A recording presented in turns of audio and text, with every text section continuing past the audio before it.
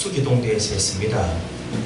특수기동대 처음에 갔더니 훈련을 너무 심하게 시켜요.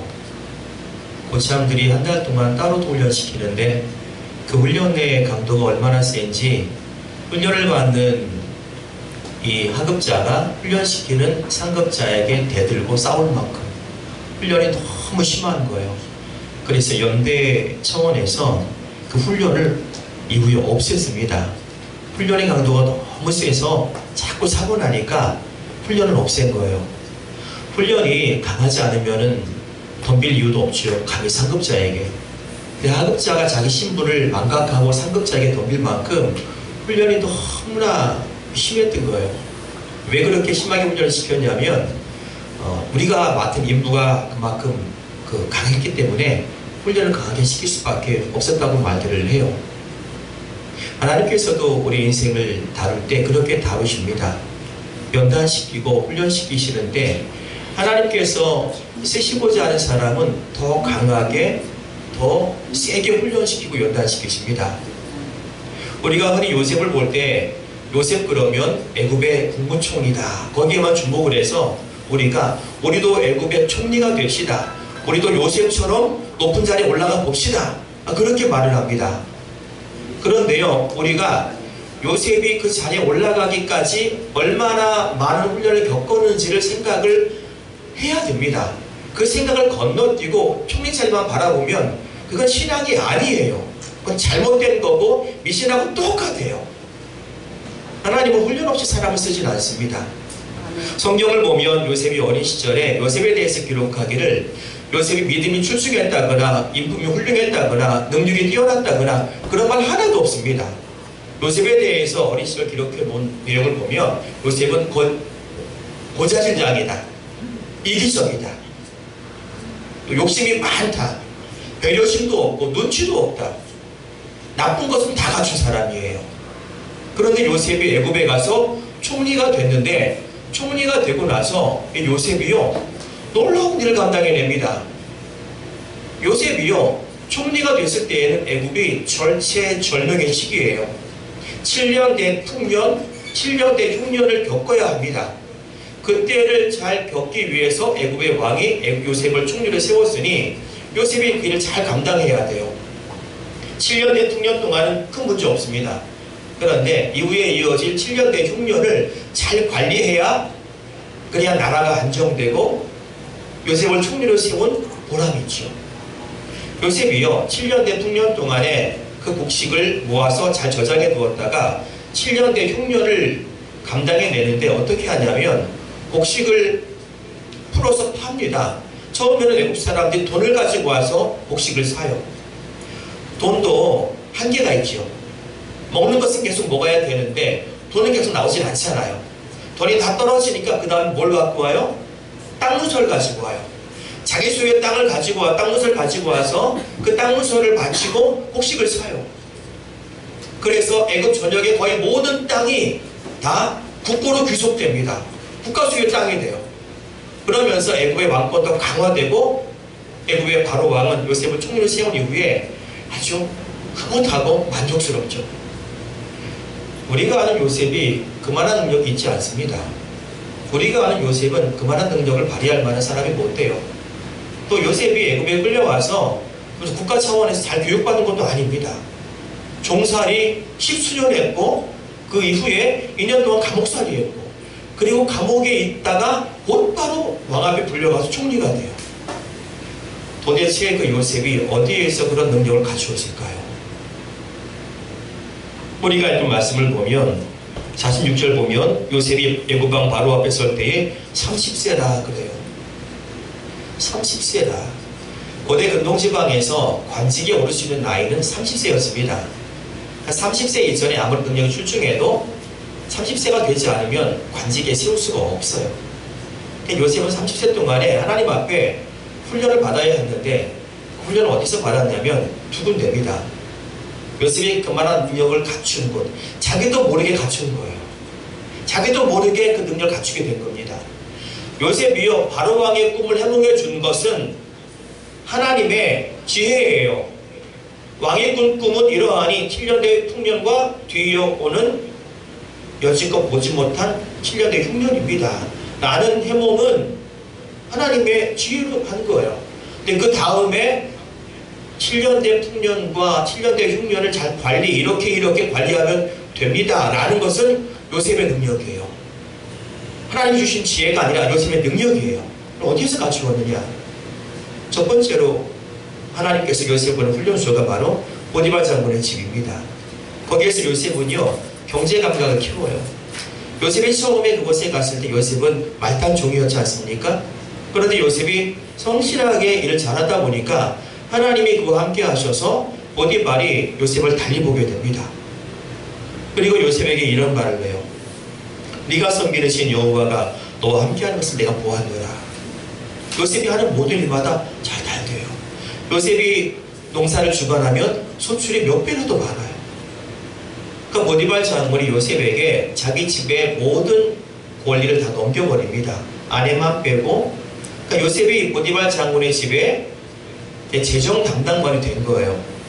우리가 알다시피 보디발 장군은 애굽의 경호대장입니다. 그러니 그 경호대장 그 끝발에 얼마나 많은 사람들이 그 집을 드나들었겠어요. 보디발 장군에게 눈 한 번만 잘 들면은 그 애굽에서 한 자리 하는 것은 쉬운데 얼마나 많은 사람들이 그 집에 드나들었겠습니까? 또 그 집에 있는 종이 몇 명이겠어요? 매일매일 그 집에 드나드는 사람의 수에 맞게 밥을 해내고 반찬을 해내고 재정을 지출하고 들어온 수입 관리하고 이걸 몇 년 하다 보니까 요셉은 자기도 모르게 경제 감각이 키워지는데 이건 완전히 실물 경제예요. 직접 경험하고 배우는 실물 경제를 거기서 배워요. 근데 요셉은 거기에서 배운 이 경제 감각이 자기를 나중에 총리가 되게 하셨을 때에 쓰임받을 것이라는 생각은 하나도 안 했어요. 요셉은 자기가 총리 되겠다는 마음 먹은 적도 없고 그런 꿈 꿔본 적도 없어요. 되고 나니까 하나님의 은혜라고 고백한 거죠. 요셉은 그저 하루하루 자기에게 주어진 그 일을 성실하게 감당했을 뿐입니다. 자기도 모르게 그 사이에 경제 감각을 키운 거예요. 그 경제 감각이 나중에 쓰임받는데 총리가 되고 난 뒤에 애굽 전역의 백성이 얼마나 되고 그 사람들에게 나를 곡식이 하면 얼마나 되고 이 모든 게 계산이 딱 나오는 거예요. 그렇죠? 그럼요. 100명의 식사를 준비한 사람이 1000명을 못하겠습니까? 답이 나오죠. 요셉은 거기에서 경제 감각을 잘 배워서 이후에 애굽의 그 경제 대란이 닥쳐왔을 때 아주 능수능란하게 대처해냅니다. 그 능력은 보디발 장군 집에서 요셉이 하나님께 연단받으면서 배운 경제 감각이에요. 두 번째 요셉을 하나님 보낸 훈련소가 어디냐면 감옥입니다. 요셉은 너무 억울하게 감옥 갔어요. 하나님 앞에 거룩을 지키는데 감옥 갔어요. 우리가 생각할 때 우리가 하나님 앞에 믿음을 지키면 우리에게 좋은 것이 와야 돼요. 그런데 왜 요셉에게 감옥이라는 형벌이 주어집니까? 우리가 분명히 알아야 할 것은요, 우리가 하나님 앞에 믿음을 지키면은 반드시 하나님 우리에게 좋은 것을 주십니다. 할렐루야. 아멘. 그렇죠. 그러니 요셉이 믿음을 지킨 대가로 감옥 갔다면 그 감옥이 좋은 것일까요? 나쁜 것일까요? 요셉에게. 결론적으로 좋은 것을 요셉에게 줍니다. 그곳에서. 요셉이 그곳에서 또 성실하게 일을 감당해내요. 보디발 장군의 집에서 성실했던 요셉은 감옥의 간수장에게도 성실함을 인정받습니다. 그래서 간수장이 저 요셉한테 맡기면 이 감옥 안의 모든 일들을 잘 감당해내고 이 죄수 관리도 할 수 있겠다라는 생각을 하고 요셉에게 다 맡깁니다. 모든 사무 일들을. 근데 요셉이 그곳에서 감옥에서 이 죄수들이 왜 감옥에 왔는지 하나하나 다 봤을 거 아닙니까? 그걸 보니까 요셉이 이 사람이 어떤 죄를 지어서 왔구나, 저 사람은 어떤 죄를 지어서 왔구나 라는 것을 다 파악해요. 근데 보디발 장군 집 안에 있는 감옥에 갔다고 했습니다. 보디발 장군 집 안에 있는 감옥은 정치범을 주로 가두는 곳이에요. 그러니까 요셉이 관리한 죄수들은 거의 다 정치범들입니다. 왕에게 반역을 했다거나 나라에 해를 끼쳤다거나 주로 그런 사람들이에요. 성경에 나오는 떡 맡은 관원장, 술 맡은 관원장도 뭐 하는 사람이에요? 왕의 가장 가까운 곳에서 왕의 생명을 책임질 사람입니다. 왕이 먹는 음식을 우리나라 김일상궁처럼 미리 맛보아서 독이 없음을 증명하고, 왕이 먹는 음료를 미리 맛보아서 안전하다는 것을 증명하고, 그래서 왕이 마음 놓고 음식을 먹고 마실 수 있도록 하는 사람이 떡 맡은 관원장, 춤 맡은 관원장이에요. 근데 이 사람들이 감옥에 온 거 보니까 아마도 누군가가 그 사람에게 누명을 뒤집어 씌웠거나 아니면 쿠데타를 모의했을 가능성이 커요. 떡 맡은 관원장은 죽지 않습니까? 이 사람은 쿠데타를 모의했다가 걸려서 죽은 것이겠죠. 그 가능성이 크죠. 춤 맡은 관원장은요, 억울하게 풀려서 복직하죠. 네.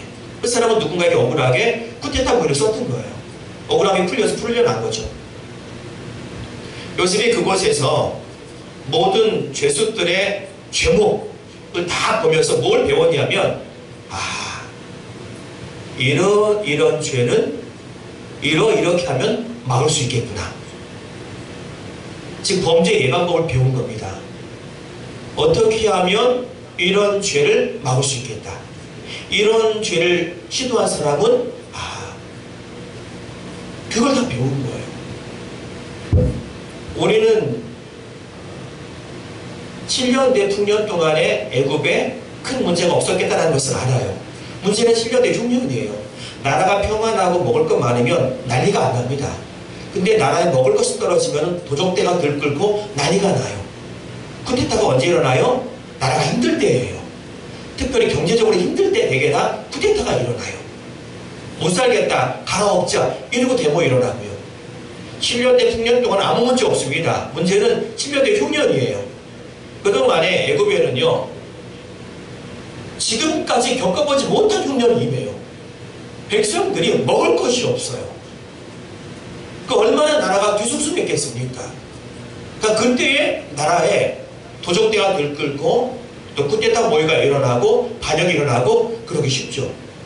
나라를 잘 관리할 수 있는 능력은 그때 빛납니다. 7년 대 흉년이 되자 요셉의 위기관리 능력이 빛을 발하는 거예요. 얼마나 요셉이 잘 관리했는지 바로 왕이 생존하는 동안에 쿠데타는 안 일어납니다. 그 극심한 흉년 속에서도 난리 한 번 일어나지 않아요. 요셉이 다 막아버린 거예요. 그럼 어디서 배웠어요? 감옥에서요. 요셉은 이해할 수 없는 감옥살이였지만 하나님은 뜻이 계셔서 보내신 겁니다. 거기에서 요셉을 간수장문에 들게 해서 감옥의 모든 사무일을 보게 하고, 그 모든 사무일을 보면서 범죄 예방법을 배우게 하신 겁니다. 그렇게 배워놓고 나니까 요셉이 총리가 되는데, 총리가 되자마자 보디발 장군 집에서 익힌 경제 감각이 빛을 발하고 감옥에서 익힌 정치 감각이 빛을 발해요. 그래서 요셉이 14년 총리로 즉위하는 동안에 애굽 전역을 평안하게 잘 통치해냅니다. 만일에 요셉이 보디발 장군 집에서의 세월과 감옥에서의 세월을 한탄하고 하나님 원망만 하고 보냈다면 그만한 능력은 못 갖춥니다. 요셉은 뭔지는 몰라요. 왜 내가 이 종으로 팔려와야 하는지, 왜 내가 감옥에 가야 하는지는 몰라요. 하지만 하나님의 뜻이 분명히 있다는 것을 알았기 때문에 성실하게 살았어요. 성실하게 주어진 일을 잘 감당했어요. 그랬더니 자기도 모르게 그 감각이 자기에게 익혀지고 그게 되게 실력이 된 거예요. 오늘날 예수 믿는 사람들이 하나님 말씀 보면서 복을 간절히 원해요. 능력 받기 원해요. 잘 되기 원해요. 그런데 그렇게 되기까지 과정은 겪기를 싫어해요. 그런 과정은 생각하지 않아요. 고통 없이 영광 없습니다. 고난 없이 영광 없습니다. 과정 없이 결과 없습니다. 우리는요, 우리 인생이 지금 어디쯤 가는지를 볼 수 있어야 돼요. 왜 내게 이런 어려움이 왔는가? 왜 내가 이런 시련을 겪어야 하는가? 요셉이 겪은 그 시련이요, 얼마나 컸습니까? 요셉이 팔려갈 때가 약 17세예요. 총리가 됐을 때가 약 30세입니다.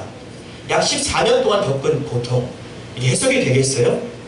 총리가 될 때까지는 해석이 안 돼요. 이해가 되겠습니까? 이해도 안 돼요.